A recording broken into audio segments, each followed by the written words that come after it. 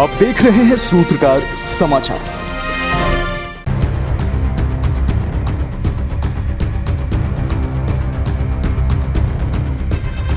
वैसे तो केंद्र में सरकार और विपक्ष लगातार एक दूसरे को घेरने के लिए किसी भी मुद्दे पर तैयार रहता है, लेकिन इन दिनों राहुल गांधी की डूबती नैया और उनके बयान पर मानो हर कोई उन्हें ज्ञान देता नजर आ रहा है।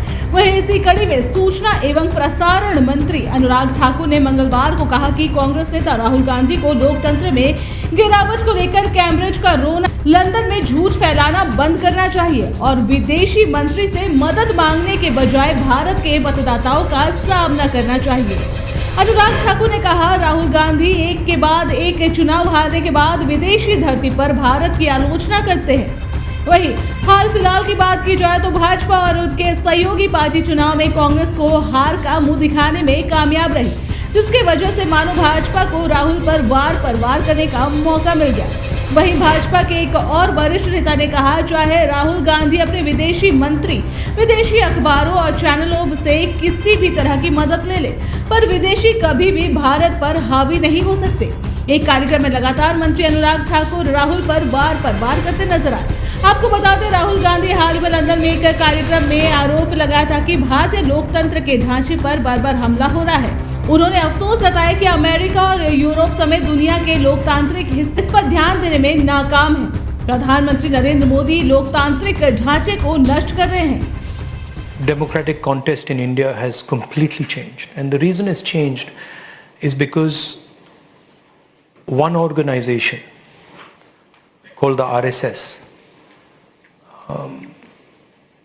fundamentalist fascist organization, has basically captured pretty much all of India's institutions. वहीं इस मुद्दे पर राजनीतिक पारा भी अब गर्म नजर आ रहा है। राहुल के बयान की आंच अब सदन तक देखने को मिल रही है। राहुल गांधी द्वारा लंदन में दिए गए बयान को लेकर बजट सत्र के दूसरे चरण के दौरान दोनों दिन सदन में भारी हंगामा देखने को मिला। सत्ता पक्ष और विपक्ष के बीच तीखी नोकझोंक देखने को मिली। कामकाज भी ठप रहा। इस दौरान सदन में विपक्ष को बोलने का पर्याप्त समय नहीं देते हुए राहुल गांधी के आरोपों पर ठाकुर ने कहा कि लोकसभा में कांग्रेस के पूर्व अध्यक्ष की उपस्थिति सांसदों की औसत उपस्थिति से कम है। उन्होंने सवाल किया, जब सांसद का सत्र चल रहा है तब श्रीमान राहुल गांधी कहाँ है?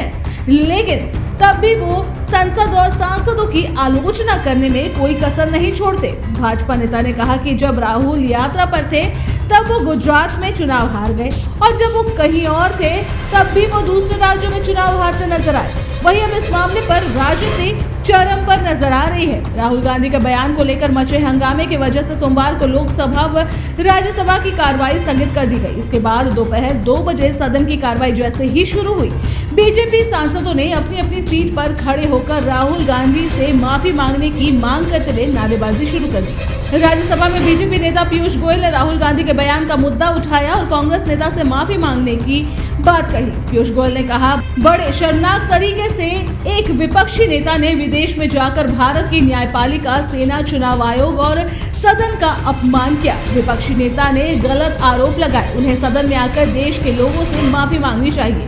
वहीं इस मामले पर राहुल गांधी पर बीजेपी नेता ने हमले के बाद कांग्रेस अध्यक्ष मल्लिकार्जुन खड़गे उनके बचाव में उतरे।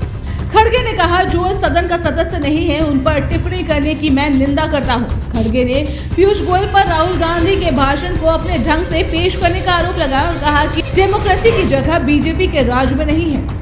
खड़गे ने कहा, हमें किसी कॉलेज में डेमोक्रेसी की बात कहने पर देशद्रोही कहा जाता है, जबकि प्रधानमंत्री विदेशों में भारत के 70 सालों के योगदान को नकारते हैं। ये तो उल्टा चोर कोतवाल को डांटे वाली बात हो गई। वहीं लोकसभा में राहुल गांधी के बयान, अदानी हिंडनबर्ग मामले पर टिप्पणी के बाद भाजपा नेता निशिकांत दुबे ने उनके खिलाफ मोर्चा खोल दिया।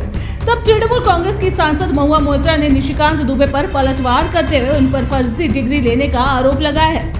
शुक्रवार को बजट सत्र में निशिकांत दुबे ने राहुल गांधी के ऊपर जमकर निशाना साधा। भाषण के बाद महुआ मोइत्रा ने उन पर फर्जी MBA और PhD की डिग्री हासिल करने का आरोप लगाया। महुआ ने अपने एक ट्वीट में लोकसभा अध्यक्ष से सवाल पूछते हुए शपथ पत्र पर झूठ नहीं बोलना कहा, क्या DU के FMS से फर्जी MBA की डिग्री लेना और फर्जी PhD करना भी लोकसभा की सदस्यता समाप्त करने का आधार नहीं है? विशेष अधिकार समिति क्या आप इस बात को सुन रहे हैं? तो कुछ यूं राहुल के बयान ने राजनीति पारा को गर्म कर दिया है।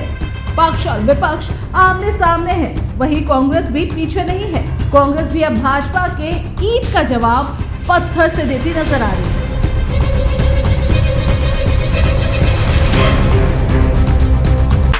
अगर आपको हमारा वीडियो पसंद आता है तो हमारे चैनल को लाइक, शेयर और सब्सक्राइब करना ना भूलें।